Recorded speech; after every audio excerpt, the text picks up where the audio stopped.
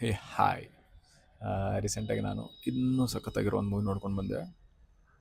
ಹೆಸರು ಅಂದ್ಬಿಟ್ಟು ರಕ್ಕಸ ಪುರದೋಳ್. ಸೊ ಎಷ್ಟೋ ಜನಕ್ಕೆ ಇದು ಗೊತ್ತಾಗಬಹುದು. ರಾಜ್ ಬಿ ಶೆಟ್ಟಿ ಅವ್ರ ನಟನೆ ಮಾಡಿರೋಂಥ ರೀಸೆಂಟ್ ಮೂವಿ.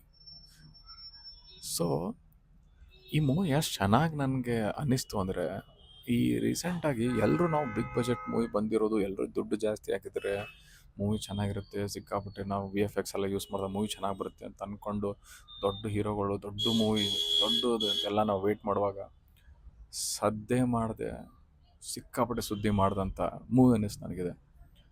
ಛೋಟಾ ಧಮಾಕ ಅಂತೀವಲ್ಲ, ಸಿಕ್ಕಾಪಟ್ಟೆ ಲೈಕ್ ಆಗಿಬಿಡ್ತು ಮೂವಿ. ಈ ಪ್ರತಿಯೊಂದು ನಟನೆ ಒಳಗೆ ಪ್ರತಿಯೊಬ್ಬರು ಪಾತ್ರಕ್ಕೂ ಸಿಕ್ಕಾಪಟ್ಟೆ ಚೆನ್ನಾಗಿ ತೂಕ ಕೊಟ್ಟಿದ್ದಾರೆ, ಸಿಕ್ಕಾಪಟ್ಟೆ ವ್ಯಾಲ್ಯೂ ಪಾತ್ರ ಇದ್ದಾವೆ. ಸೊ ನಾನು ಅಂದ್ಕೊಂಡಿರಲಿಲ್ಲ ಮೂವಿಗೆ ಹೋದಾಗ. ಸೊ ಇದು ನನಗೆ ಇಷ್ಟು ಚಲೋ ಅನಿಸುತ್ತೆ ಬೇಸಿಕಲಿ.